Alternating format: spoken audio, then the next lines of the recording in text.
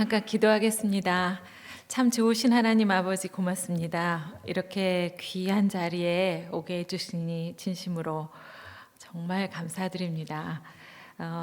제가 부족한 것으로 생각하면 감히 올 수 없는 자리지만 우리 정말 좋으신 하나님께서 이 귀한 성도님들과 함께 나누고 싶은 메시지가 있으셔서 보내주신 것으로 생각하고 순종하는 마음으로 왔습니다. 오늘 이 자리에서 제 인생에 찾아오신 살아계신 하나님 이야기 나누려고 합니다. 그리고 우리 하나님 기쁘게 해드리고 싶어서 살고 있는 저의 후반전 인생 그리고 후반전 인생의 메시지 함께 나누려고 합니다. 우리 성도님들 오늘 이 시간에 정말 도전받고 다시 한번 결단하는 하나님 위해서 사는 그런 삶이 되도록 도와주시옵소서. 그리고 오늘 처음 방문하신 분들 오늘 이 자리에서 하나님이 살아계시다는 것 만날 수 있는 시간 되도록 하나님 축복하여 주시옵소서. 주 여호와께서 학자의 혀를 저에게 주셔서 곤핍한 자를 말로 어떻게 도와줄 줄 알게 하여 주시옵소서. 예수님의 이름으로 기도드립니다. 아멘. 반갑습니다, 여러분. 네. 그래도 다행이에요. 그렇게 저를 전혀 모르실 만한 분들은 그렇게 많지 않으신데요. 그래도 청년이 좀 계시네요. 청년들은요, 신은경 온다 그러면은 영화배우 심은경이 오는 줄 알고 너무너무 기대를 했다가 실망을 하는 경우가 있어요. 그런데 우리 목사님께서도 아까 말씀하셨지만 한 50 이상 저와 동시대이신 분들은 옛날에 뉴스 앵커를 하던 신은경이 온다 그러면 네, 요새로 치면 소녀시대가 온다 정도 될까요? 너무 심했나요? 그래가지고 요새 옛날에는요 진짜 안녕하세요 하고 인사하면은 그때 치는 박수가 달랐어요. 세월이 많이 지났지만 제가 한번 다시 해볼까요? 어땠는지. 여러분 안녕하세요, 신은경입니다. 감사합니다. 네, 거봐요. 박수가 다르잖아요. 물론 저도 너무 기분이 좋습니다만 그렇게 박수 치시는 여러분의 얼굴이 마치 17살 소년 소녀들 같이 그때로 막 돌아간 것 같습니다. 정말 감사드립니다. 오래 전의 일이었기는 합니다만 저는 1981년부터 92년까지 KBS 9시 뉴스를 진행을 했습니다. 전반에 한 5년 정도는 그 공동 진행에서 주중에 남녀 앵커가 같이 했고요. 나머지 또 후반에는 토일 이틀 동안 단독 앵커로 승진을 해서 혼자서 진행하는 그런 뉴스 진행을 오랫동안 했습니다. 근데 그때는요, 괜히 제가 유명하고 잘해서 이런 게 아니라 채널이 얼마 없었어요. 7번, 9번, 11번 그거밖에 없었어요.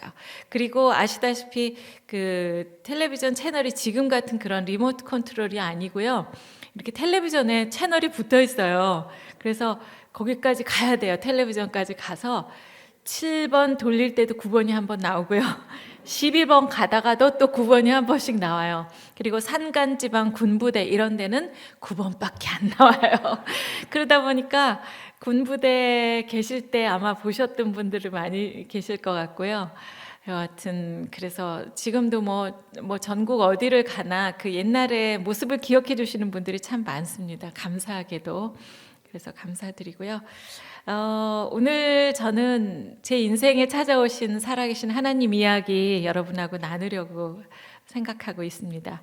그리고 그런데 저 옛날에 조명 아래서 이렇게 잘난 척하고 앉았잖아요. 그냥 이렇게도 안 앉고 똑바로 앉아가지고 이거는 맞습니다, 이건 틀립니다 이렇게 뉴스 했었잖아요.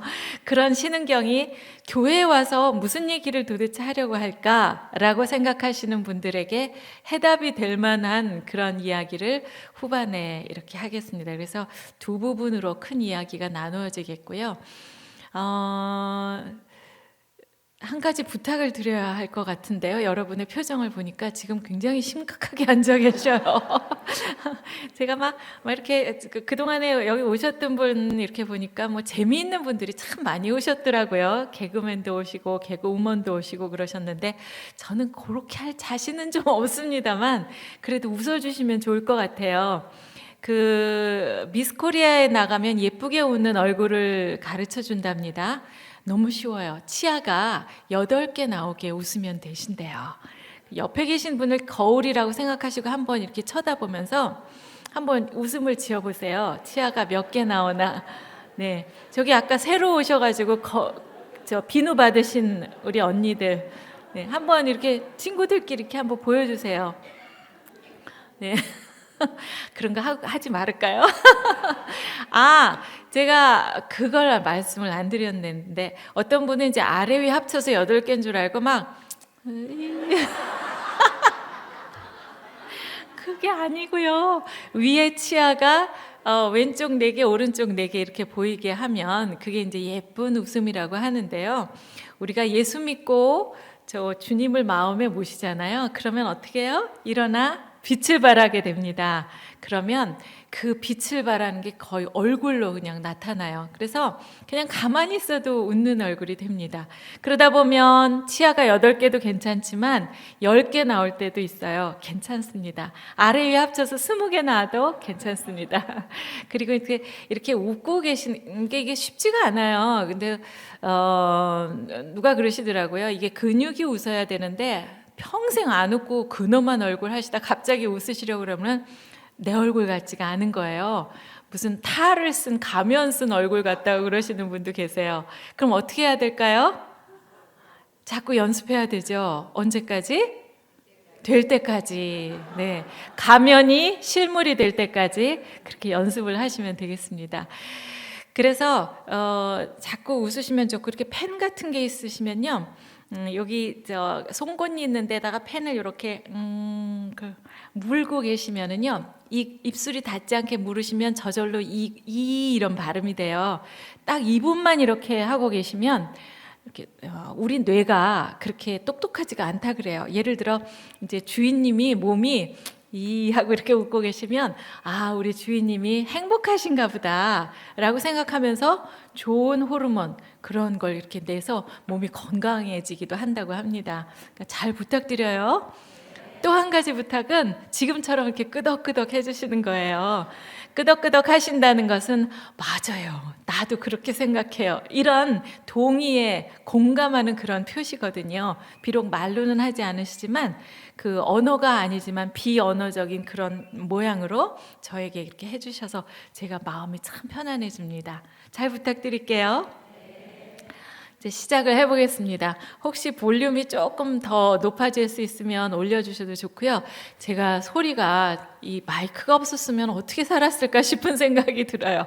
전 마이크가 없으면 진짜 소리가 이렇게 큰 소리가 잘 안 나오더라고요. 괜찮으시죠, 이제는? 네, 올리지만 않는 정도로 해서 해주시면 감사하겠습니다. 어디부터 얘기를 시작할까요? 저는 이남 이녀의 맞이로 태어났어요. 동생이 셋이나 있고요. 저희 어머니, 아버지 그냥 보통 집안이었었어요. 뭐 그렇게 가난해서 너무 힘들지도 않았고 또 그렇다고 뭐 그렇게 부잣집도 아니었고 저희 아버지는 공무원이셨고요. 저희 집은 저는 태어나 보니까 예수 믿는 집은 아니었었어요.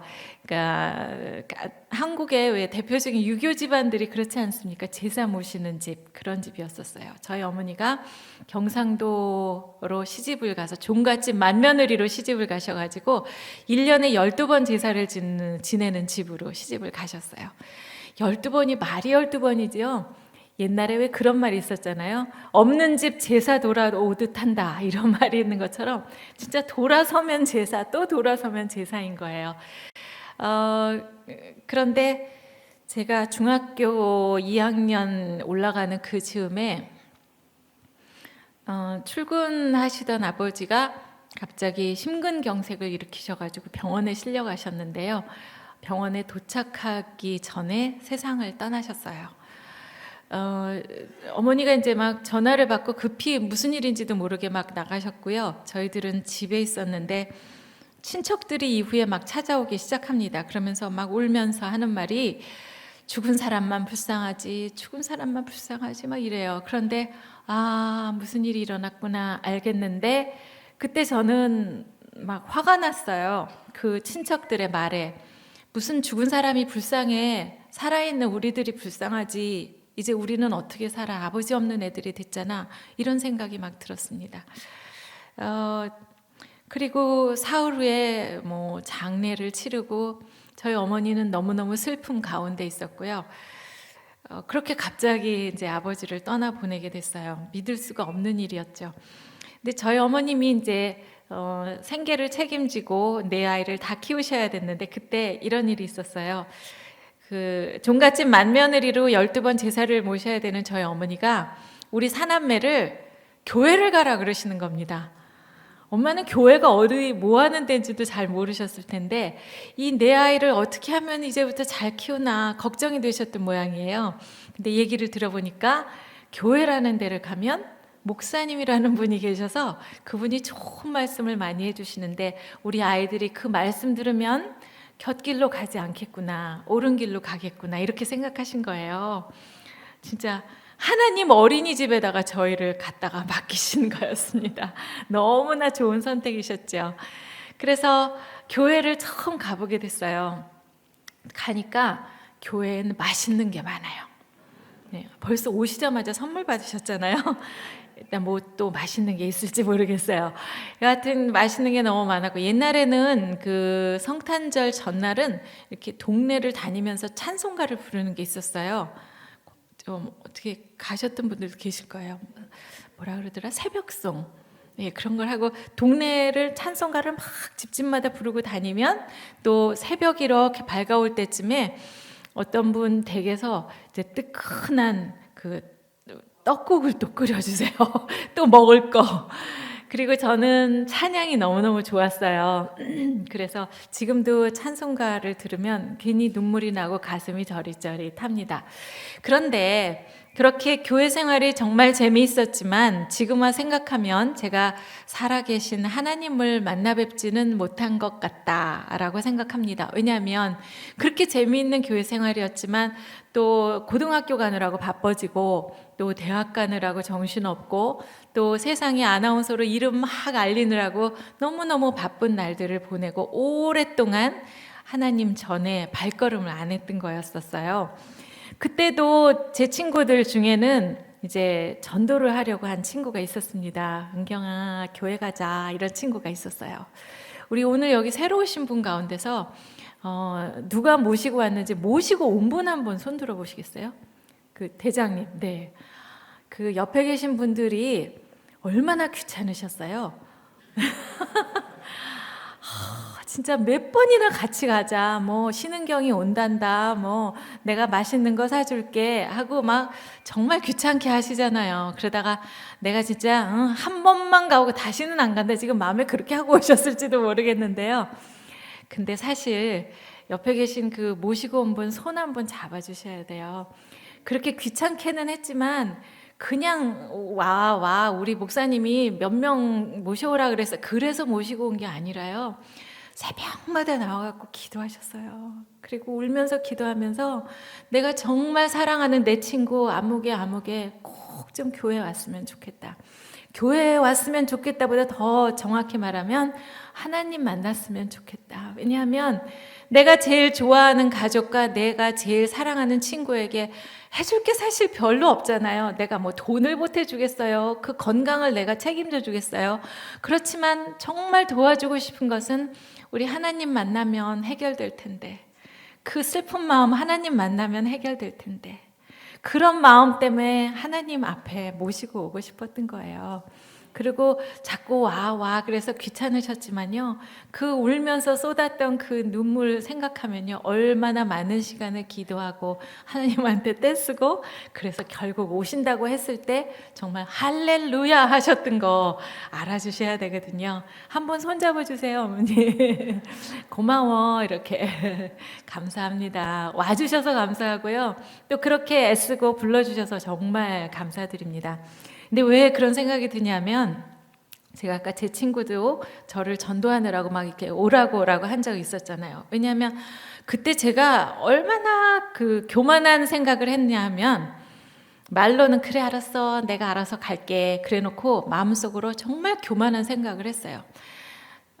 겉으로 이제 입을 열어서 말을 하지는 않았지만, 나는 너 하는 거 봐서는 교회 가기 싫다 이랬어요.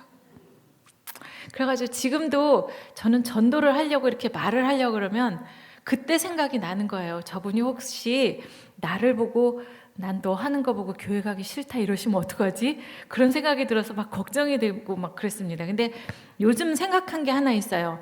그래도 교회를 다녀서 제가 이만한 거예요. 만약에 안 다녔으면 진짜 눈 뜨고 볼 수가 없었을 거예요. 뭐 옛날에 뉴스 했다고 아주 뻐기고 진짜. 그리고 앞으로도 사실은 갈 길이 멉니다. 아직 가려면 멀었지만 교회를 나보고 오라는 게 아니거든요. 때로는 사람들 중에는 그 뭐 교회에 실망했다, 교회 다니는 사람들한테 실망했다, 뭐 이렇게 얘기하시는 분들도 계세요. 왜 그 사람 때문에 실망해서 교회를 안 오시는지 저는 이해가 안 돼요.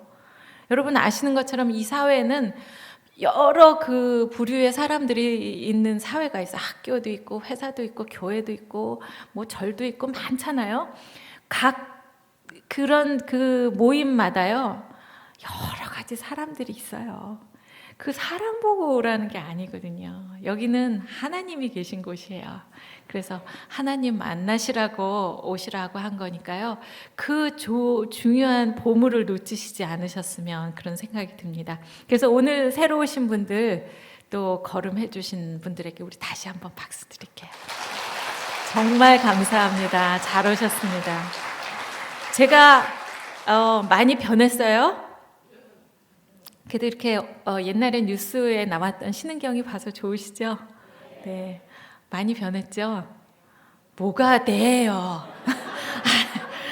그럴 때는 그냥 그냥 옛날이랑 똑같다고 그렇게 해주셔도 큰 지장은 없습니다. 근데 제가 더 잘 알죠. 옛날에는 진짜 한 반쪽밖에 안 됐어요. 호리호리 해가지고 그랬는데 세월을 이기는 장사가 없습니다만 그렇게 많은 시간이 지나갔습니다. 그래서 저희 어머니가 이제 그렇게 처음 교회를 안내를 해주셨다가 오랫동안 교회 발걸음을 못했었어요. 그러다가 제가 드디어 제 인생이 이제 변하게 되는 그런 시간이 있었습니다. 그것은 바로 결혼을 하게 된 거예요. 제가 81년부터 92년까지 뉴스를 했고요. 그리고 92년에 영국으로 가서 이제 공부를 하고 박사학위를 받고, 그리고 이제 95년에 돌아왔습니다. 돌아와서는 뭐 대학 강단에 서거나 아니면 방송에 다시 돌아가거나 그럴 줄 알았어요. 근데 세상 일은 참 알 수가 없어서 노처녀가 결혼을 하게 됐어요. 아까 만나셨죠? 근데 세상 사람들은 누구랑 결혼한다 그러면 이렇게 꼭 잘을 대보더라고요. 뭐 여기는 짧고 여기는 길고, 또 어떤 사람은 저울을 가져와서 달아보셔요. 그래서 뭐 이쪽이 기운다 이쪽이 기운다 이러시기도 합니다만, 여기에 계신 우리 귀한 형제 자매님들, 신앙 안에서 형제 자매님들 계신 곳에서 제 결혼의 의미를 나누고 싶습니다. 그것은 바로 제 남편이 모태 신앙이라는 사실입니다. 네. 아닌 것 같으세요? 딱 얼굴만 보면 모태신앙 이렇게 써있지 않습니까? 제 남편은 고향이 저기 평안북도 선천이에요. 아시는 분도 계시겠습니다만 그쪽은요 대한민국의 예루살렘이라는 이름이 붙어있는 지역이라 그러더라고요. 우리나라의 이제 이 땅에 기독교가 맨 처음 들어온 곳이어서 아주 그냥 동네가 땅의 기운이 달라요. 아주 노는 물이 다른 동네예요. 동네 사람들이 다 예수 믿는 사람들이에요. 그러니까 예를 들면 여기 이 지역에 새로 생긴 아파트에 계신 분들이 다 우리 교회에 온다 이렇게 생각하시면 되는 거죠. 네, 아멘 안 하십니까? 곧 그런 일이 일어날 겁니다. 여기 네, 간이 의자를 놓으시거나 교회를 누리시거나 하는 날이 반드시 오리라 믿습니다. 네, 그래서 그렇게 이제 동네가 정말 예수 믿는 사람들이 많은 동네였고요. 저희 친정 시어머님은 제가 살아계실 때 만나 뵙지는 못했지만 아주 신앙이 좋으신 어르신이셨대요. 유치원 선생님이셨는데 집에 그 낡은 풍금이 있어서 그걸로 찬송가를 많이 연주를 해주셨대요, 집에서. 그래서 찬송도 많이 듣고 자랐고 또 어머니 기도가 많이 쌓인 자녀입니다. 그래서 지금도 잘 때는 그 찬송가를 꼭 틀어놔야 잠이 오는 사람이에요. 여기 오래 신앙생활 하신 분들은 그러시잖아요. 모태신앙들은. 아닌가요? 저는 그렇게 알고 있는데요. 그렇게 정말 뭐가 달라도 다르고 그렇습니다만 그 모태신앙이라는 말이 그 발음이 좀 이상해서 모태 간혹 못하는 것도 좀 많기는 합니다만 오랫동안 이제 한 30여 년 동안 특파원 생활도 했고요. 또 그렇게 바쁘게 지내다 보니까 뭐 꼬박꼬박 주일 성수, 꼬박꼬박 봉사활동 뭐 그런 게 그리 쉽지는 않았으리라고 생각됩니다만 여하튼 그 모태신앙은 뼛속 깊이 하나님 자식이다. 그런 생각이 들고요. 아주 혈관에 흐르는 피가 하나님 아들이로구나 이런 생각을 할 때가 참 많았었습니다. 이제 제가 말씀드리고 싶은 것은 이제 교회를 가게 된 이후에 일어난 두 가지를 좀 말씀을 드리고 싶은데요. 첫째는 살아계신 하나님 아버지 만난 이야기. 네. 어디 가면 만나? 그렇게 궁금하실 텐데요. 그때 얘기 드리고 싶고요. 또 한 가지는 우리가 살면서 여러 가지 할 일이 많지 않습니까? 뭐 자식도 잘 키워야 되고 세상에 이름도 알리고 돈도 벌고 해야 할 일들이 많은데 그 우선순위가 있는데 그중에 첫 번째 자리에다가 하나님의 일을 놓으니 어떻게 되더라 하는 얘기를 드리려고 합니다. 하나님 아버지 만난 이야기. 제가 이제 그렇게 남편을 만나서 교회를 다시 가기 시작한 것에 얼마 지나지 않아서였어요. 어느 날과 마찬가지로 이렇게 예배를 드리는 하나님 전에서 예배를 드리는 날이었습니다. 정말 그날도 똑같이 목사님께서 기도를 시작하셨어요. 여러분 모두 눈을 감고 기도하시겠습니다 하면서 하나님 아버지 이렇게 기도를 시작하셨어요. 그런데 그날따라 그 아버지라는 단어가 갑자기 제 마음을 막 울리기 시작했습니다. 마치 동굴 속에서 무슨 이런 울림이 있는 것처럼 아버지, 아버지, 아버지, 아버지 막 이렇게 울리기 시작했어요. 아버지? 저는 제 마음의 눈을 뜨고 하늘에 계신 아버지를 바라보게 됐어요. 아버지, 거기 계세요? 저 아세요? 저같이 이렇게 부족한 사람도 아시나요? 하면서 그 하나님 아버지의 존재를 알게 됐어요. 저는 세상의 아버지가 돌아가셨던 그 중학교 2학년 이후에 아버지라는 단어를 제 입으로 발음을 해본 적이 없어요. 안 했어요. 하기 싫었어요. 왜 나만 아버지가 없어? 내가 뭐 잘못했어? 이런 생각이 꽉 차가지고요. 정말 원망과 분노가 가득 있었어요. 그리고 우리 그 불쌍한 우리 엄마에게 잘 해드리기 위해서는 내가 열심히 공부하고 훌륭한 사람 돼서 엄마를 기쁘게 해드려야 되겠다. 이런 생각만 그냥 제 삶의 짐처럼 여기에다 어깨에다가 무거운 짐을 이렇게 짊어지고 살았던 거예요. 그러다 보니까 늘 바닥만 보고 걸었죠. 이렇게 그리고 날씨는 항상 비 오는 날, 흐린 날 그랬던 거예요. 햇빛 쨍쨍 내리쬐는 날이 없었던 것 같은 생각이 들었어요. 그런데 그날 하늘에 계신 아버지의 존재를 이렇게 알게 됐어요. 아버지, 저 다 아시죠? 아무 말 하지 않아도 저 다 아시죠? 저 같은 사람도 자녀 삼아주시나요? 하면서 그 살아계신 멋진 아버지의 존재를 바라보게 됐어요. 그동안 저는 하나님 아버지가 저를 이렇게 내려다보시면서 사랑하는 내 딸아 여길 좀 쳐다봐라 내가 여기 있다 하고 그렇게 오랫동안 부르셨는데 쳐다보지도 않고 땅만 보고 걸었던 거죠. 저는 그날 이 제 어깨에 있는 그 짐을 내려놓고 하나님 아버지를 바라보며 제 두 손을 반짝 들었습니다. 그리고 하나님께 항복했습니다. 아버지, 저 이제 몰라요. 그냥 하나님이 제 알아서 이끌어 주세요. 그리고 하나님 앞에 이렇게 두 손을 들었어요. 여러분, 제가 이렇게 두 손을 들었는데요, 세상에 있는 사람들은 이것을 항복한다 이렇게 말을 하죠. 그런데 영화 같은 데를 보면, 서부 영화에 악당이 총을 탁 들이대면서 손 들어 이러면 이렇게 두 손을 들고 이제 어떤 의미로 손을 들게 되죠? 뭐 한 번만 봐주세요, 목숨만 살려주세요, 뭐 비겁한 혹은 용기가 없는 이런 표현으로서 두 손을 듭니다. 그러나 하나님 앞에서 이 두 손을 든다는 것, 항복한다는 것은 굉장히 멋진 의미가 있다는 거예요. 바로 회개한다라는 느낌이라는 겁니다. 회개한다. 어떤 분은 그러실지도 모르죠. 내가 뭐 그렇게 잘못한 게 많아? 나 회개할 거 그리 없는 것 같은데? 라고 생각하시는 분도 계세요. 그런데 우리가 생각하는 신앙에서의 회개라는 것은, 제가 어떤 교회에서 이런 단어를 주셔서 이게 너무너무 귀해서 오랫동안 이걸 가지고 있습니다. surrender라는 영어 단어인데 회개하다, 항복하다라는 건데요. 주님한테 회개하고 항복한다는 것은 굉장한 의미라는 거죠. 죄라는 것이요, 우리가 생각하기에 길가에 침을 뱉는다, 남의 물건을 탐한다, 누굴 나쁘게 말한다, 뭐 이런 것들의 수준이 아니라는 거죠. 진정한 왕 되신 하나님, 우리 세상을 통치하시는 분은 하나님이신데 그 사실을 알지 못하고 이 세상의 주인이 나인 줄 알고 살았던 그런 삶이 죄라는 거예요. 근데 우리는 그렇게 배웠잖아요. 공부 잘하는 거 누가? 내가. 돈 버는 거 누가? 내가. 다 내가.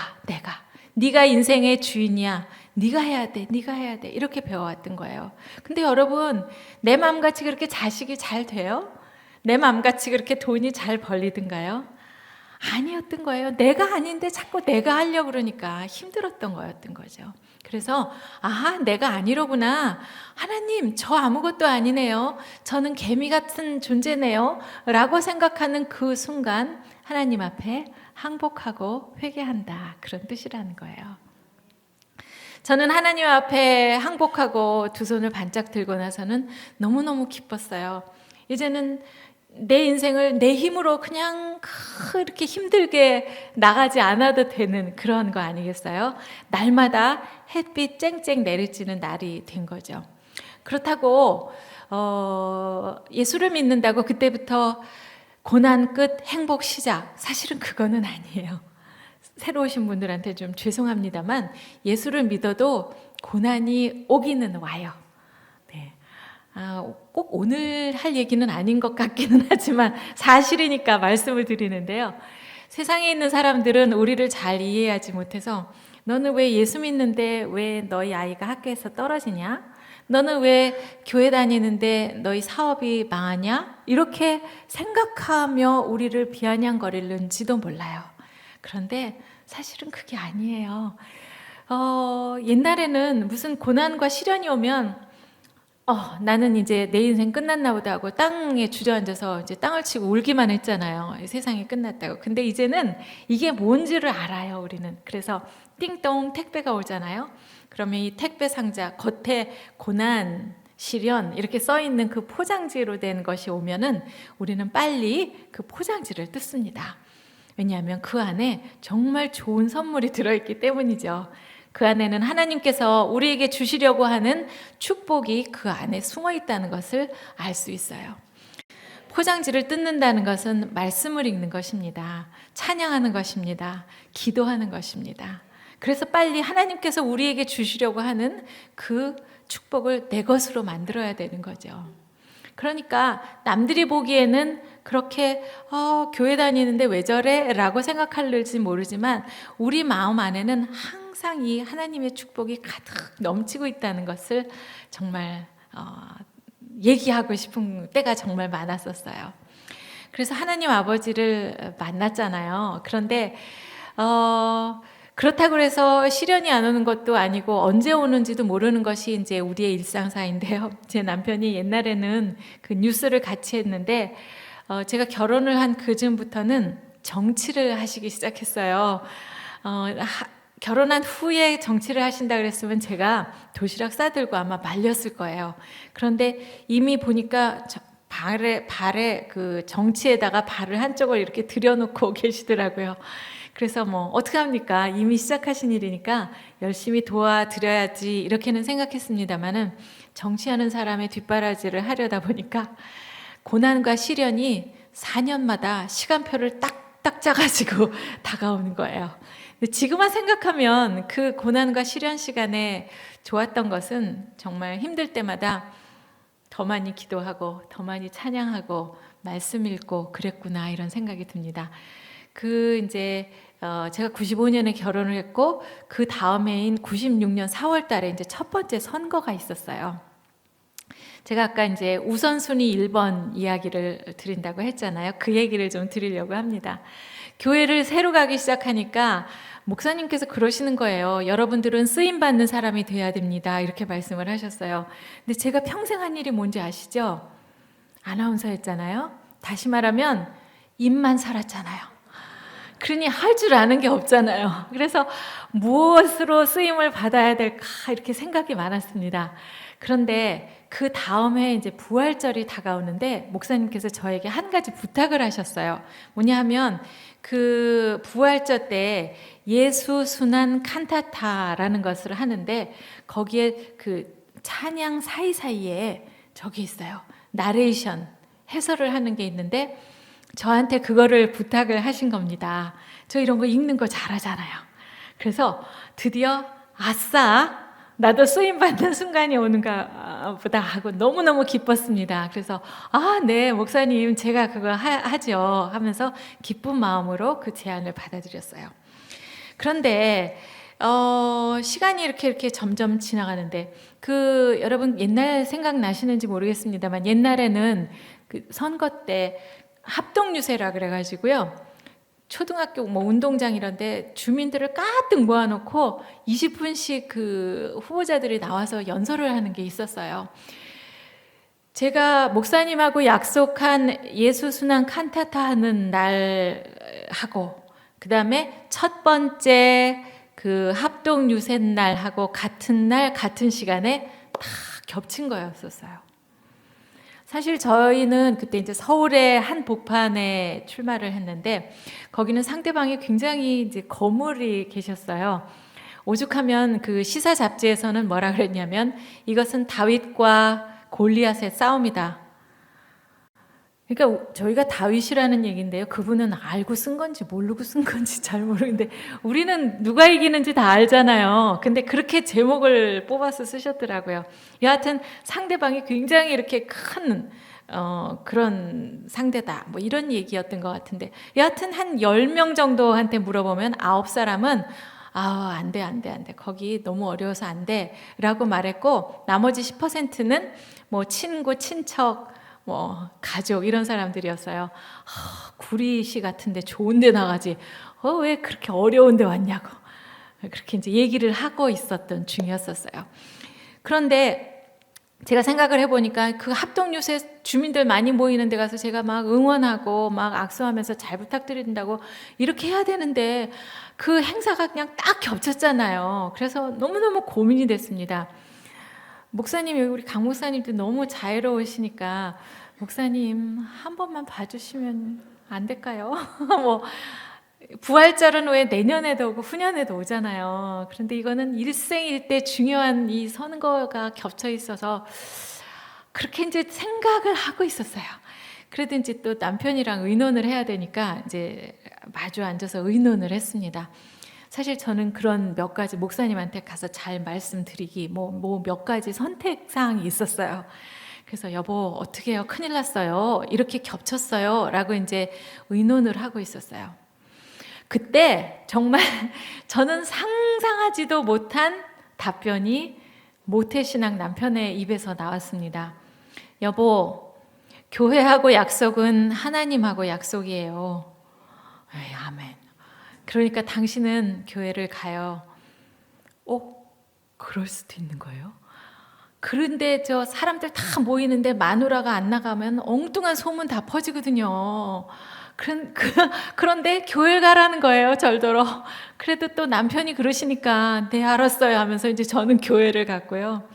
그래서 이제 예수 순환 칸타타를 하는 겁니다. 여러분 아시는 것처럼 그 내용이 예수님이 이제 순환 받으시는 거, 그 무거운 십자가를 지고 골고다 언덕길을 올라가시는 거잖아요. 그때 사람들은 그분이 누구이신지도 모르면서 정말 채찍질을 하고 발길질을 하고 침을 뱉고 놀렸어요. 저는 이제 사실 교회를 제대로 가기 시작한 지 얼마 안 된 우유 먹는 아기 같은 신앙인데요. 그 찬양 사이사이에 우리 예수님 가신 이야기를 이렇게 이제 읽으면서 갑자기 이 아기 같은 마음에 우리 예수님이 너무 불쌍하다는 생각이 들었어요. 어머나, 우리 예수님 이분이 누구신데, 하나님 아들이신데, 죄라고는 정말 먼지만큼도 없으신 어린 양 예수님이신데, 우리의 죄를, 우리 모두의 죄를 단 한 번에 영원히 씻으시려면 그 순수한 피를, 보혈을 흘려야지만 그 피로 인하여 우리 죄가 씻어진다는 거 아니겠어요? 옛날에 구약 때는 제사장이 1년에 한 번씩 짐승을 잡아서 그 피로 1년치씩 씻었잖아요. 그런데 새로운 언약에 따라서 예수의 그 보혈로 한 번에 영원토록 우리 죄가 씻어진다 하셔서 그 무서운 길로 예수님이 가고 계셨어요. 얼마나 무서우셨으면 예수님이 아버지께 기도하셨잖아요. 아버지, 저 안 가면 안 돼요. 저도 무섭습니다. 그렇지만 가라고 하시면 갈게요 하면서 가신 그 길이었어요. 그런데 어떻게 사람들이 그걸 모르고 어떻게 그렇게 무섭게 채찍을 이렇게 해서 살점이 패어나오게 했을까? 그런 생각을 하면서 제가 막 읽다가 막 목이 메인 거예요. 그래가지고 뭐 이렇게 읽다가 꼭꼭 막 이렇게 목이 메었어요. 잘하라고 아나운서를 시켜놨더니 또 뭐 꼭꼭 이렇게 읽고. 그런데 그걸 들으시면서 우리 성도님들이 또 다 은혜를 받으셔가지고 전부 또 눈물 바다가 된 거예요. 내 죄 때문에 예수님이 그 무서운 길을 걸어가셨구나. 피를 흘리셨구나. 그리고 막 울다가 우리 예수님이 또 영광스럽게 사흘 만에 또 부활하셨네 하면서 또 기쁜 마음으로 또 이렇게 된 거예요. 울다가 웃다가 이러다가 이제 드디어 다 잘 끝났어요. 그래서 저도 아유 이제 잘 끝났다. 그리고 생각해 보니까 어머나, 운동장에서 무슨 일이 있었는데 그냥 까맣게 잊어버리고 있었던 거였어요. 사람들한테 막 물어봤습니다. 운동장에서 기적이 일어났어요. 그 90%면 다 안 된다 하던 사람들이 갑자기 어떤 새로운 후보가 와서 20분 동안 연설했는데 사람들 마음이 막 다 열린 거예요. 원래 뭐 국회의원 그러면 찍어주면은 저기 어디 가가지고 4년 동안 코빼기도 안 보이다가 또 4년 지나면 또 찍어달라고 오는 것이 국회의원 아닌가, 이렇게 사람들 마음에 있었는데 어떤 새로운 사람이 나와가지고 여러분 곁에서 섬기겠습니다. 기쁠 때나 슬플 때나 여러분 곁에서 함께 하겠습니다. 뭐 이런 얘기를 했대요. 그랬다고 사람들 마음이 막 다 열려서 한번 믿어볼까? 뭐 이런 생각이 드셨다는 겁니다. 사람이 아무리 말을 잘하기로서니 20분 동안 연설을 해가지고 그 많은 사람들의 마음을 열어놓을 수 있다고 여러분 생각하세요? 근데 말을 잘하기는 진짜 잘해요. 그래서 제가 말싸움은 절대 안 해요. 네, 근데 여러분들 말씀대로 아무리 말을 잘하기로서니 그렇게 할 수는 없다고 저는 생각합니다.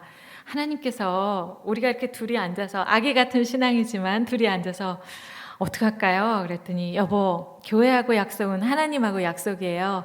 그러니까 당신은 교회를 가요. 한 그 장면에 그때 하나님께서 보셨다고 생각합니다. 그래, 너희들 아기 같은 신앙이지만 내가 그 마음 참 기쁘구나, 고맙구나, 그 마음 내가 받아줄게. 그리고 그 다음 일은 내가 알아서 해줄게. 걱정하지 말아라. 이렇게 하신 것 같았어요. 결론적으로 말씀드리면 그 어려운 선거에 서울에서 제일 많이 표를 얻어가지고 당선이 됐습니다. 하나님이 하셨습니다. 네. 지금 한 3분 정도는요 믿어지지가 않으시는 것 같아요.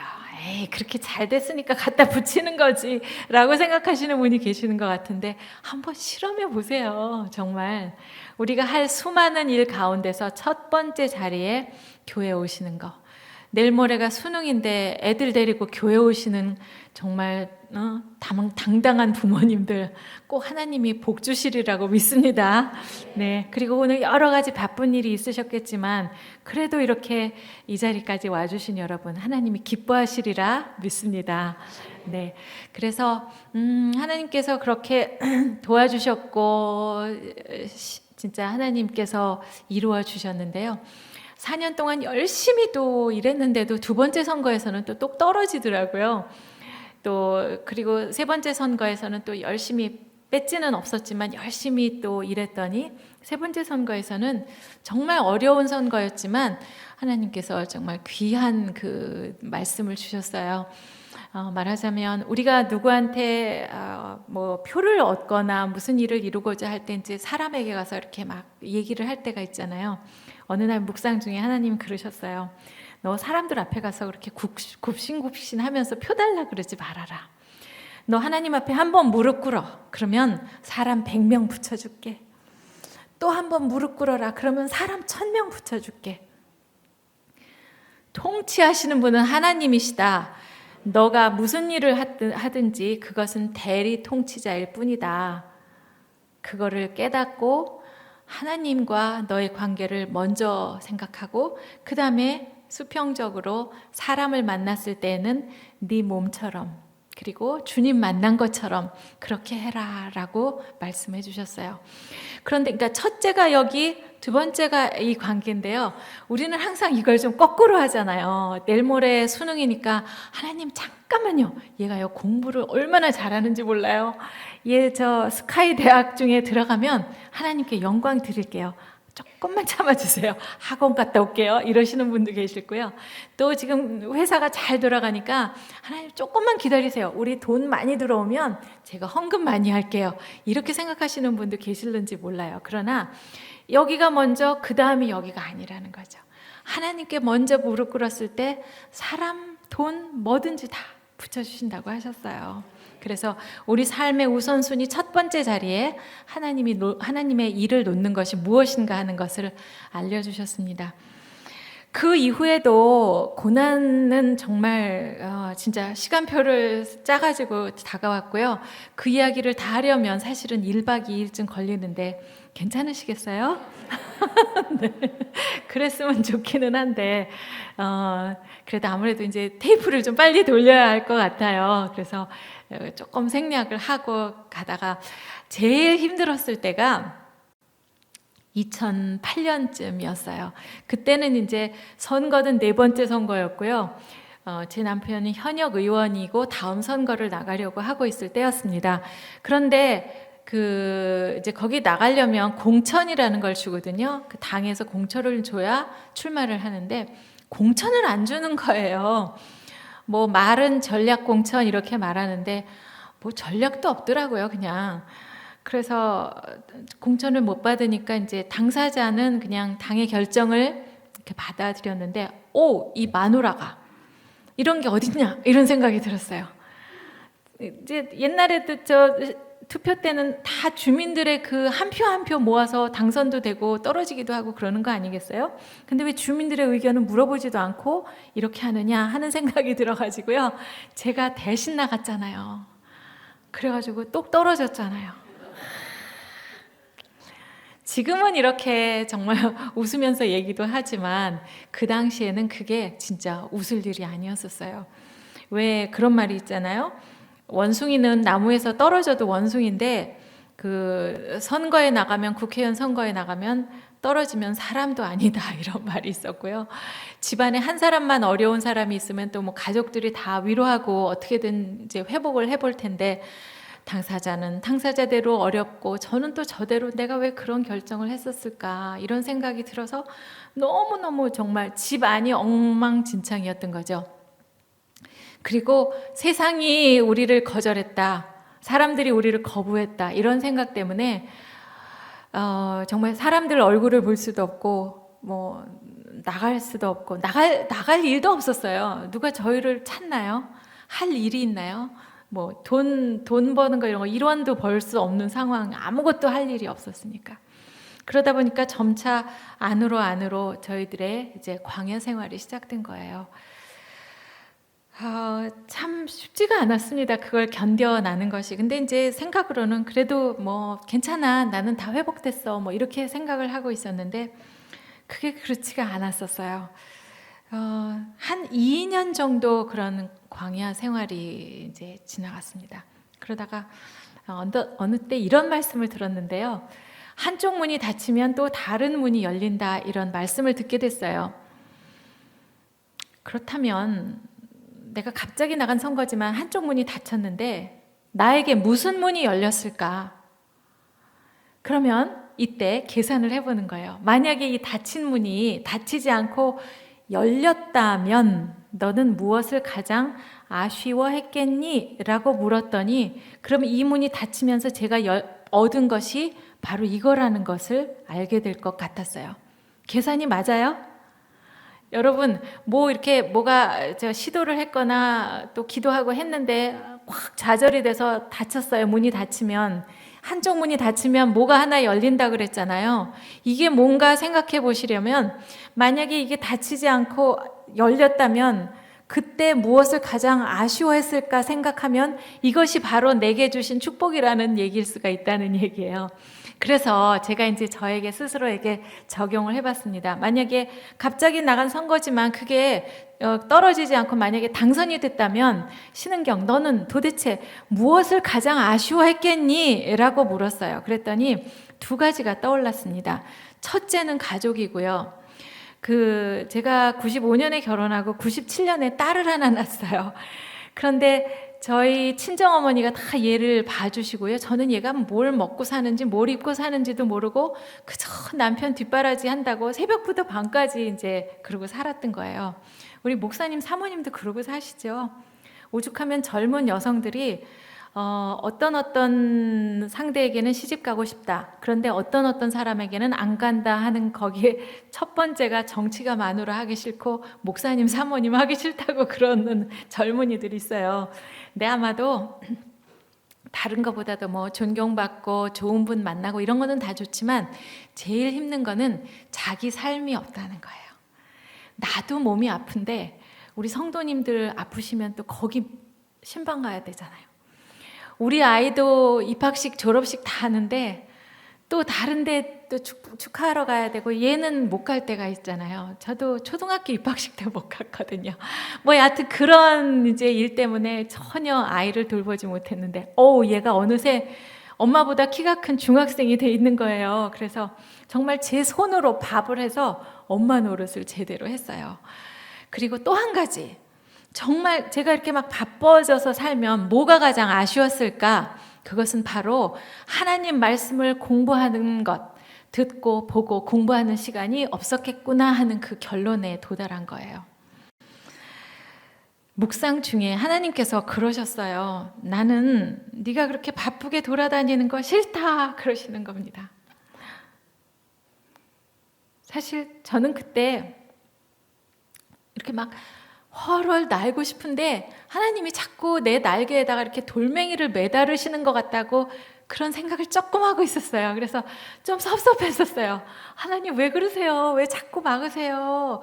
이런 생각을 하고 있는데 하나님께서 난 너 그렇게 바쁘게 다니는 거 싫다 이러시면서 너 아직 아니야.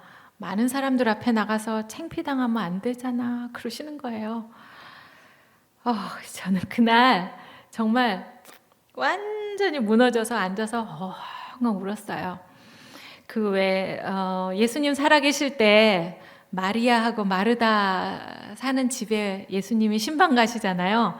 언니인 마르다는 귀한 손님이 오셨으니까 막 빈대떡 빚고 막 그랬을 거예요. 그런데 그렇게 부엌에서 바삐 지내는데 동생인 마리아는 그냥 예수님 발밑에서 이렇게 앉아가지고 그 말씀만 듣잖아요. 그래서 언니가 화가 났어요. 쟤 좀 나와서 거두르라고. 그랬더니 예수님 뭐라 그러셨습니까? 너무 여러 가지 일로 분주한 마르다야, 너는 정말 뭐가 중요한지 모르는구나. 몇 가지, 혹은 한 가지만이라도 좋으니까 마리아처럼 해라. 마리아는 정말 좋은 것을 선택했다라고 말씀을 하셨어요. 하나님께서는 저를 마리아처럼 이리 와, 내 발밑에 와서 내 이야기를 들어라 하고 부르고 싶으셨던 거였었어요. 그날 저는 앉아서 울면서 그렇게 생각했어요. 하나님, 도대체 제가 뭔데 그렇게 저를 사랑하세요? 하나님 바쁘시잖아요. 저기 구리도 가셔야 되고 미국에도 가셔야 되고 부산에도 가셔야 되는데 저 같은 거 뭐라고 이렇게 생각하셔서 제 인생을 세심하게 계획하시고 개입하셔서 지금은 아니야, 이리 와, 지금은 이거 해라, 이렇게 하시는 하나님이 너무너무 감사했어요. 정말 내가 뭐라고, 나 같은 거, 그런 생각이 들었어요. 그래서 울다가 하나님, 저 이러고 앉아있는 거 싫으시죠? 저 뭐 할까요? 하고 여쭤봤어요. 하나님이 원하시는 모습이 아니었어요, 제가. 그래서 뭐를 해야 하나님이 기쁘게 해드릴까? 라고 생각하다가 어떤 세미나를 가게 됐어요. 제목이 뭐냐면 하프타임 세미나라는 곳에 공부를 하러 가게 됐습니다. 이제 전반의 이야기가 끝나고 이제 후반의 이야기로 제가 좀 드리려고 하는 거예요.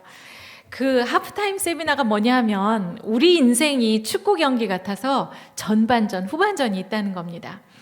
전반전 성적이 어땠든 간에 모든 사람의 마음은 후반전 성적을 좋게 해서 이기는 경기를 하고 싶은 거예요. 그렇게 하기 위해서는 중간에 쉬는 시간에 물도 마시고 전략도 짜는 거죠. 다시 말하면 이 중간 시간, 하프타임, 쉬는 시간에 중요한 질문을 하고 인생에 대해서 이제 다시 정리를 하는 거예요. 중요한 질문을 두 가지를 합니다. 잘 들으세요. 사실 오늘 여러분께 정말 드리고 싶은 중요한 말이 바로 이거예요. 첫 번째 질문, 나는 누구인가 하고 질문하는 겁니다. 뭐라고요? 네, 나는 누구인가? 나는 누구이기에 만세 전에 하나님께서 특별한 목적을 가지고 지어서 오늘 이 순간에 여기다가 보내주셨을까 하고 여쭤보는 거예요. 자신의 재정 상태, 건강 상태, 가족 관계, 나의 은사는 어디 있는지 뭐 이런 거를 다 한번 돌아보면서 나는 누구인가 생각해 보는 거예요. 하나님이 도대체 뭐에다 쓰시려고 나를 그동안 이렇게 만들어서 오늘날까지 가져오셨을까? 어떤 사람은 커다란 그 김장독으로 만들어져서 땅 밑에 겨우 내내 김치를 끌어안고 사는 사람도 있어요. 어떤 사람은 이렇게 예쁜 잔으로 조그맣게 만들어져서 손님만 오시면 요 위에 올라와 있는 그런 사람도 있어요. 그 김장독이 얘를 조그만 게 진짜 일은 안 하고 저렇게 손님만 오시면 라고 질투를 할 수는 없는 거 아니겠어요? 다 각각 자기의 할 일이 있었던 거죠. 저는 뭐 크지도 작지도 않은 한 요만한 꽃병으로 만들어진 사람이라는 걸 깨달았어요.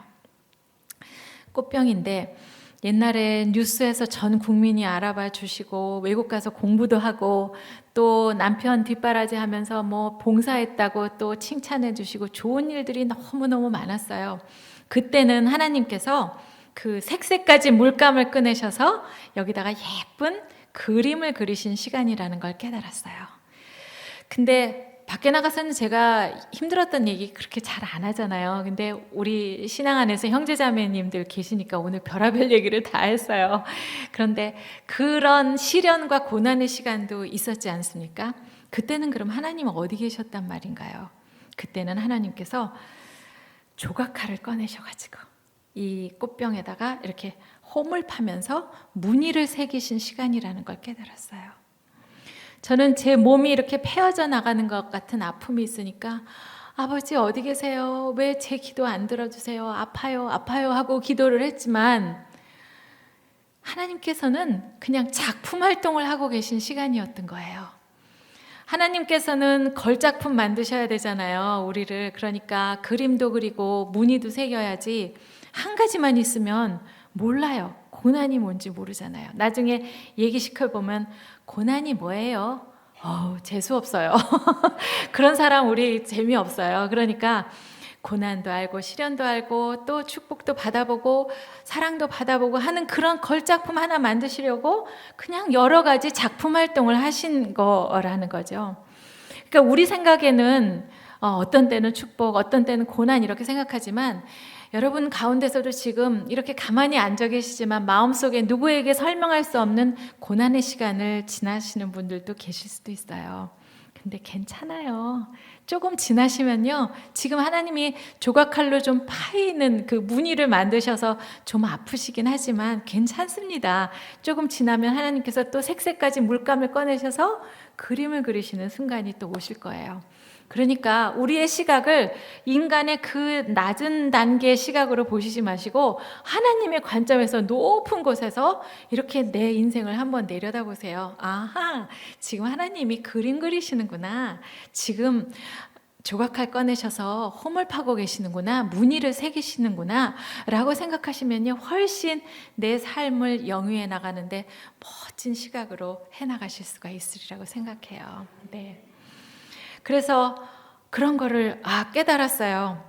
옛날에 뉴스하고 뭐 많은 분들이 알아봐 주시고 이런 게 다 내가 잘나서 한 게 아니로구나 하는 거를 깨달았어요. 하나님이 작품 활동하셨다고 그랬잖아요. 무언가 시키시려고 준비시킨 거라는 거를 깨달은 거죠. 이제 두 번째 질문을 합니다. 하나님 기쁘게 해드리려면 후반전 인생에 무엇을 할까라고 질문하는 거예요. 하나님께 영광 드리기 위해서 무엇을 하면서 살까라고 질문을 하는 겁니다. 그래서 보니 아까도 말씀드렸지만 저는 할 줄 아는 게 없어요. 입만 살았잖아요. 그 입만 사른 것을 하나님이 준비시켜 주셨고 어디다 쓰시려는 걸 깨달았어요. 그래서 제가 하나님께 손들었어요. 하나님, 제가 할게요. 저 성경 안에 있는 말하기, 어떻게 말하나 하는 거를 제가 공부를 하겠습니다. 그래서 책도 쓰고요, 강연도 하러 가고요, 그리고 또 방송에서 또 얘기할 거예요. 누구한테? 신앙 안에서 형제자매님들, 청소년들, 청년들, 직장인들, 여성들, 제가 어디든지 가서 얘기할게요. 그래서 어떻게 할 건데? 그분들의 삶을 변화시키게 하고 싶어요. 라고 제 인생 사명을 이제 선언을 한 거예요. 그리고 실제적으로 그렇게 인생 사명을 글씨로 썼어요. 옆에 계신 어떤 분이 뻥이야 그러셨습니다. 네가 무슨 방송을 하니? 네가 무슨 책을 쓰니? 누가 강연에 오라고 그런데? 네, 뻥이었어요. 저는 아무것도 할 일이 없고 부르는 사람도 없는 정말 잊혀진 사람, 거절당한 사람이었는데 뭘 한다고 뻥을 치고 있는 거잖아요. 그런데 그 뻥을 조금 더 전문적으로 말하면 책을 보니까요, 거룩한 뻥이라 그런대요. 왜? 나 혼자 잘 먹고 잘 살려고 뻥친 것이 아니라 하나님 기쁘게 해드리려고 거룩한 뻥을 한 거죠. 좀 더 전문적인 용어로 말하면 우리는 그것을 믿음이라고 합니다. 믿음은 히브리서에 뭐라 그랬죠? 바라는 것의 실상이라 그랬어요. 또 보이지 않는 것의 증거라 그랬어요. 내가 하나님 기쁘게 해드리고 싶어서 이거 해야지 라고 바랬는데 그 바람의 실상인 것처럼 뭐를 한다고 썼잖아요. 지금은 하나도 보이지 않지만 마치 눈앞에 보이는 것처럼 증거처럼 뭘 하고 뭐라고 썼잖아요. 내 후반전 인생에 한다고. 그것이 바로 믿음을 가지고 쓴 거였어요. 정말 놀랍게도 그 인생 사명 선언서를 작성한 이후에 진짜 고리에 고리를 물고 정말 신기한 일들이 일어나기 시작했습니다. 극동방송에서 연락이 왔어요. 간증 프로가 있답니다. 거기 나갔어요. 그랬더니 그 프로를 듣고 CTS에서도 또 연락이 왔어요. 거기도 간증 프로가 있어요. 내가 매일 기쁘게. 그래가지고 거기도 또 나갔잖아요. 그랬더니 그 이후에 CTS에 그 새로 생기는 프로그램이 또 있대요. 7천 미라클. 그래서 김상복 목사님하고 4년 동안 그 프로그램을 진행했어요. 또 출판사에 계신 분을 만나서 제가 그런 책을 쓰고 싶다 그랬더니 좋습니다. 우리 책 씁시다. 그래서 계약을 하게 된 거예요. 그래서 계약을 하러 갔는데 제가 이랬어요. 제가 먼저 말한 건 아니, 그 출판사에 계신 분이 이러셨어요. 하나님 이야기가 나오면 베스트셀러는 안 됩니다 이러더라고요. 그래서 제가 아우 괜찮아요. 주어가 하나님이신데 괜찮습니다 하지 이랬어요. 그런데 나중에 이렇게 사인하려고 그러는데 또 이분이 또 그러시는 거예요. 하나님 자 나오면 베스트셀러는 안 됩니다. 그래서 제가 아이 괜찮아요. 베스트셀러 안 되면 스테디셀러가 되면 되잖아요. 아유 알기는 또 뭐 잘한다고 그렇게 말을 한 이 입을 지금은 후회를 하고 있어요. 진짜 말한 그대로 시작할 때 한 5주 정도 베스트에 올랐다가 그 이후에 다시는 안 올라가는 거예요. 그런데 놀랍게도 이 책이 2012년에 나왔거든요. 그런데 벌써 5년이 지나서 이렇게 표지도 바꾸고 새로운 그 증보판으로 나와서 2012년 책이 아직까지 살아있는 거. 요새는 그런 책이 없어요. 굉장히 수명이 짧은데 아직까지 살아있는 거 보니까 진짜 스테디셀러가 맞는 거였던 것 같아요. 그래서 제가요 다음에는 이 말을 조심해야 되겠다. 베스트셀러 됩니다 이렇게 선언을 하기로 했어요. 그래야지 베스트셀러가 되는 거 아니겠어요? 그런데 이제 그렇게 선언은 했지만 정말 제가 뭐 모태신앙도 아니고 또 신학을 공부한 사람도 아니고 그러다 보니까 아는 게 별로 없잖아요. 그래서 제가 그 처음 잠언 18장 21절에 죽고 사는 것이 혀의 권세에 달렸나니 하는 그 말씀을 시작으로 이제 글을 쓰기 시작한 건데요. 이 잠언에 특히 우리 말에 관한 것들이 참 많습니다. 말하기, 듣기, 뭐 혀, 뭐 이런 이야기가 나오는 것을 이렇게 새파랗게 다 이제 줄을 그어가면서 공부를 했어요. 그래도 잘 모르겠어요. 그래서 이제 하나님한테 기도하면서 했습니다. 하나님, 제가요 잘 모르지만 하나님께서 명령하시고 싶은 말씀이 있으시면 저한테 얘기해 주세요. 제가요 받아 쓸게요. 하나님의 대필자가 되겠습니다 하면서 기도하면서 이렇게 찾으면서 책을 준비를 했습니다. 근데 어머나 이렇게 말에 관해서 좋은 말씀이 너무너무 많구나 하다가 어느 순간에 갑자기 또 마음이 좀 상할 때가 있었어요. 저는 성경에 이런 말씀이 있는지 몰랐어요. 뭐 바가지 긁는 마누라랑 사느니 차라리 뭐 광야에 집을 짓고 한 번만 말씀을 하시는 게 아니라 또 몇 줄 가다가 또 이런 게 나와요. 그래서 너무하세요. 어떻게 진짜로요. 잠언 21장 9절하고 19절에 다 나와요. 그래서 야 어떻게 이런 말씀이 성경에 다 나오나 하면서 이렇게 보기 시작했습니다. 사실 우리 여성 성도님도 여기 많이 계시지만 저희가 언제 잔소리한 적 없잖아요. 그렇죠? 예. 목사님 제일 크게 웃으시네요. 왜냐하면 그 잔소리의 정의가 뭐냐면요, 틀린 말은 없답니다. 다 옳은 말, 남편에게 양약이 되는 말, 그런 말만 하는데 듣기가 싫으신 거죠. 그런데 또 여기 보니까 잔소리도요 여러 번 이렇게 하면 그 처마 밑에 똑똑 떨어지는 물 같아서 정말 여러 번 하면 밑에 바위가 패일 정도라는 거예요. 그러니까 얼마나 무서운지 모르잖아요. 여하튼 그렇게 해서 이제 책도 나오고 정말 이렇게 초대로 이런 대단한 자리에 또 여러분 앞에 이렇게 서기도 합니다. 그래도 여기까지 왔는데 시간은 좀 지났지만 홀리 스피치가 어떤 거인지 좀 말씀을 드려도 될까요? 제가 짧은 시간에 축약해서 좀 말씀을 드려볼게요. 제목이 이제 홀리 스피치인데 말하자면 경건한 말하기, 하나님이 기뻐하시는 말하기, 또 하늘에 속한 말하기 비법, 또 이런 것들이죠. 말하자면 우리가 하나님의 형상을 따라서 만들어진 인간이기 때문에요, 우리 입에서 나오는 말도 하나님이 명령하신 것처럼 경건한 말이 나와야 합니다. 그런데 여러분, 우리는요 이 삶의 말의 70% 이상을 부정적인 말을 해요. 그럴 리가 라고 생각하실지 모르지만요, 아유 쟤는 왜 저래, 뭐 이런 거, 아유 저거 하고 다니는 거 하며 뭐 이런 거, 아니면 우리가 지난 여름에 했던 말 있잖아요, 이 지긋지긋한 더위 언제 지나가냐. 아직도 그 말씀 하시는 분 계세요? 다 지나갔는데도 그때는 그런 말을 많이 했었단 말이에요. 그런 부정적인 말들을 70 혹은 80%씩 우리가 합니다. 그렇게 생각할 때 이 말이 얼마나 중요한데 우리가 이렇게 부정적인 말을 하나 생각할 수가 있어요. 말은 중요하기 때문에 중요해요. 왜냐하면 우리 인생의 중요한 그 요소가 되기 때문입니다. 성경에는 말은 배의 키 같은 거라 그랬어요. 그래서 이 항해사가 이 키를 잘 잡고 운항을 해야지 마지막 인생의 목적지까지 순항으로 해서 목적지에 다다를 수가 있어요. 그런데 아무렇게나 막 이렇게 운전을 하고 정말 제대로 잡아왔어야 할 때 딴청을 하고 있으면 이 배가 좌초할 수도 있다는 거죠. 인생이 망하는 거예요. 그리고 여기 아까 잠언 18장 21절에 보신 것처럼 죽고 사는 것이 혀의 힘에 달려 있어요.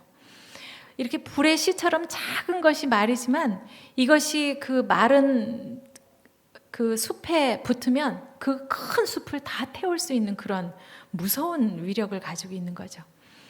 정말 중요한 이유는요, 하나님이 들으시기 때문이에요.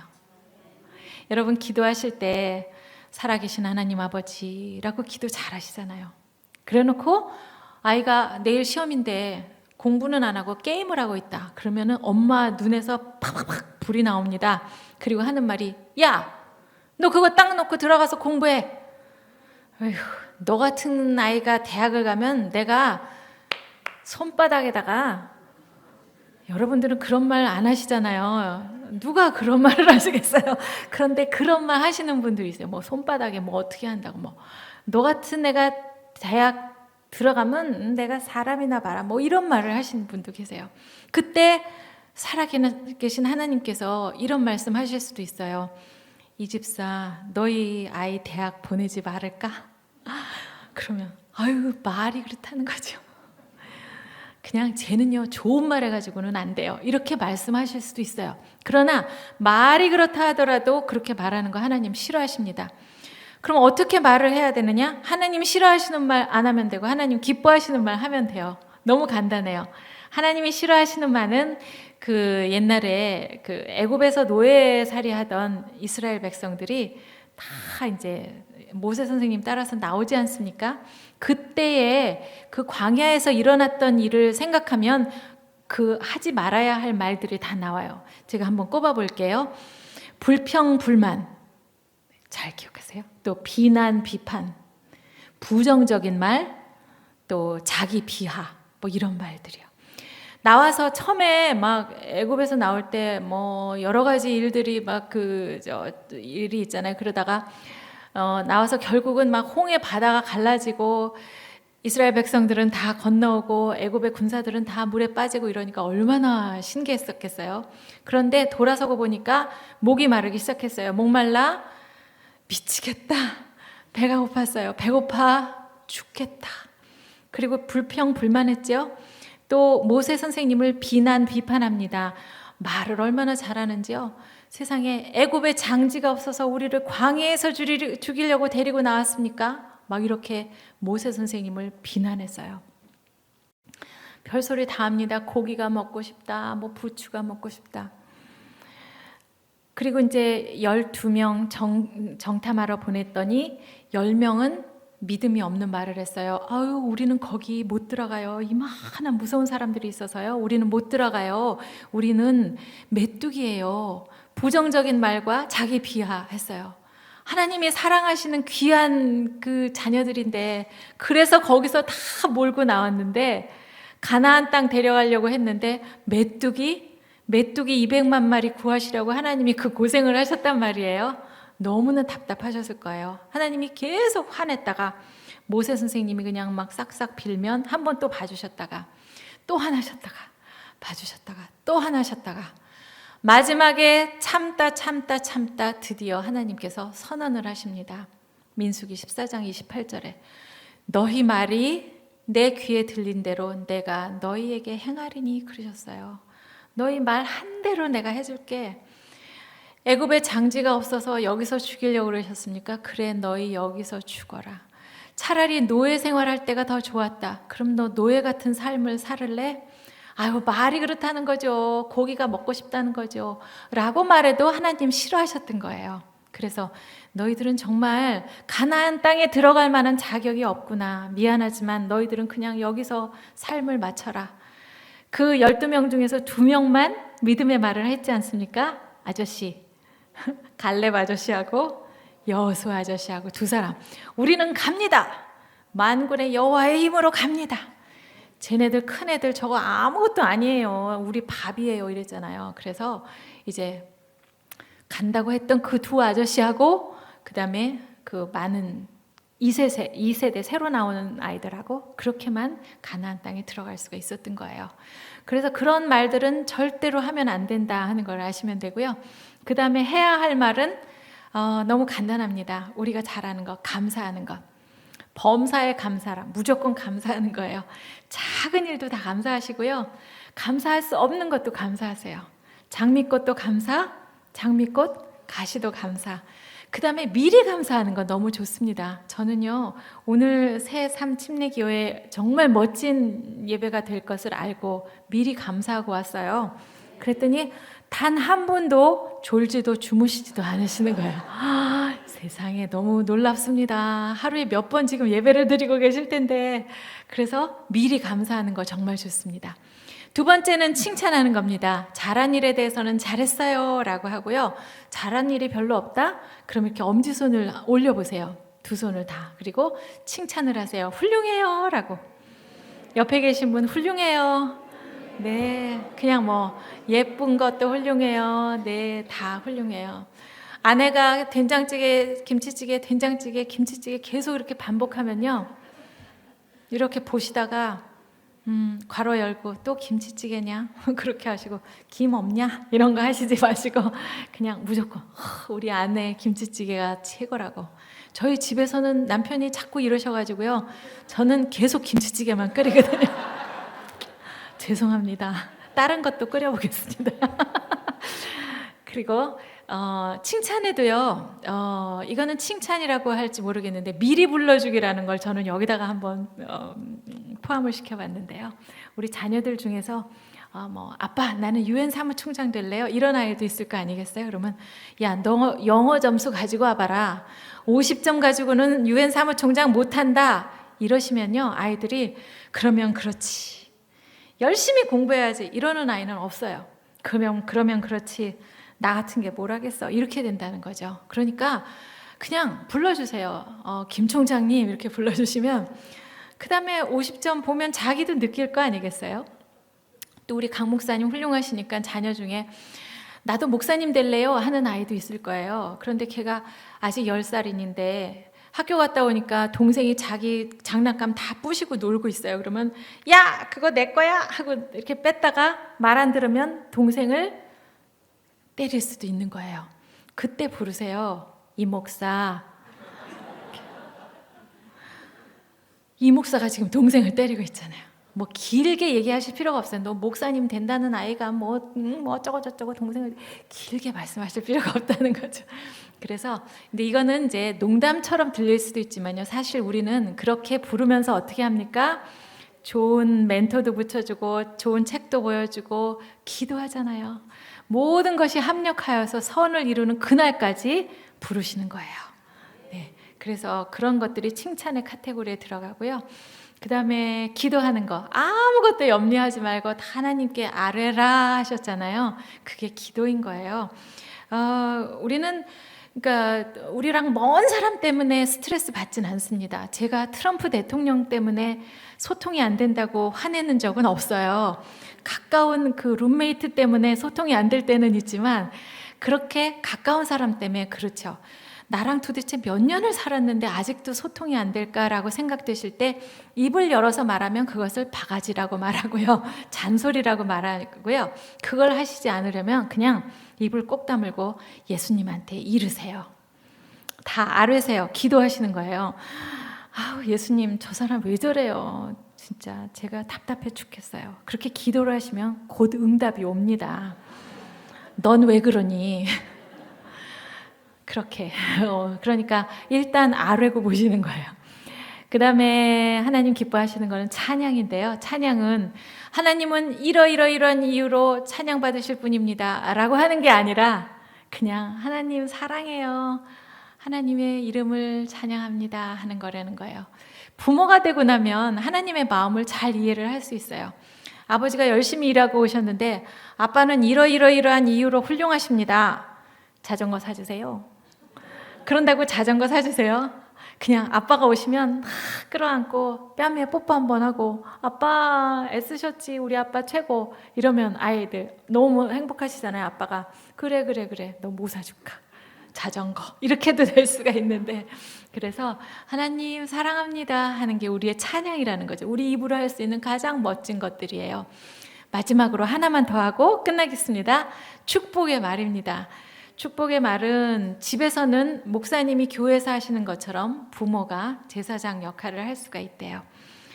가장 기본이 되는 것, 그 축복 기도가 민수기 6장 24, 25, 26절에 나오는 축복 기도예요. 모세 선생님께서 두고두고 오는 후손들을 위해서 축복의 기도를 알려주시죠. 그거를 이제 카드에다 이렇게 써서 하루에 한 번씩 기도를 해주는데요. 저도 이 어른도 살기가 곤고해요. 기도를 하기 힘든 때가 있었어요. 그래서 어느 날 집에서 아이한테 엄마 기도 좀 해줄래? 그런 적이 있었답니다. 그랬더니 이 아이가 엄마 머리에다 손을 얹고 기도를 합니다. 아까 어디라 그랬죠? 어떻게 그렇게 금방 하세요? 제 친구들은 그거 말해주면요 그걸 또 깜빡해가지고 또 어딘지 몰라요. 그래서 뭐 어디 막 찾아요. 그러면 제가 경숙이 말고 민숙이 이렇게 하면 잘 기억이 나고 그 다음에 이제 625를 가운데다 딱 놓고 6장 24, 25, 26 이렇게 하면은 금방 외울 수가 있어요. 아이가 엄마 머리에 손을 얹고 기도를 하기 시작합니다. 여호와는 엄마에게 복을 주시고 엄마를 지키시기를 원하며 여호와는 그 얼굴을 엄마에게 비추사 은혜 베풀어 주시기 원하며 여호와는 그 얼굴을 엄마에게 향하여 드사 평강 주시기를 원하옵나이다. 이렇게 기도를 하는데요. 이 어른인 엄마가요. 목이 메고 눈물이 났어요. 이 어린아이가 작은 손으로 하는 이 기도도 이렇게 감사하고 평안한데 우리 부모가 돼서 아이에게 날마다 머리에 손을 얹고 축복 기도를 해준다면 더 이상 우리가 할 게 뭐 있겠어요? 우리 눈앞에 보는 데서도 아이들이 넘어지잖아요. 그런데 여호와 하나님의 힘을 빌어서 복 주시고 또 지켜주시고 은혜와 평강 주신다면 부모로서 할 일은 다 한 것이 아닌가 이런 생각이 들어요. 그래서 이제 정리하겠습니다. 오늘 여러분의 하프타임이 되셨으면 좋겠어요. 나 아직 20세 갓 넘었어요. 괜찮아요. 지금도 하프타임 하고요. 앞으로 멋진 삶을 하나님 기뻐하시게 하실 수가 있어요. 지금 70 괜찮습니다. 100세 시대이기 때문에요. 지금 하프타임 하시고 30년 동안 멋지게 120일 수도 있으니까 더 멋있게 모세 선생님처럼 사실 수가 있어요. 그래서 첫째 아까 질문 뭐였죠? 나는 누구인가? 그렇게 발견하시고 그걸 기본으로 해서 내 후반전 인생에 무엇을 하면서 하나님 기쁘게 해드릴까라고 인생 사명 선언서를 쓰시는 거예요. 그래서 오늘 이후의 삶이 여러분 삶의 멋진 꽃으로 피어나시기를 바라겠습니다. 기도하시겠습니다. 네. 하나님 아버지 고맙습니다. 이렇게 귀한 시간에 우리가 함께 모여서 정말 멋진 우리 하나님 이야기를 나눴습니다. 저희들에게 나는 누구인지 또 후반전 인생에 어떤 모습을 살아야 될지 하나님 알려주세요. 다시 한번 도전받고 결단하는 시간이 되기를 기도드립니다. 예수님의 이름으로 기도드립니다. 아멘. 감사합니다.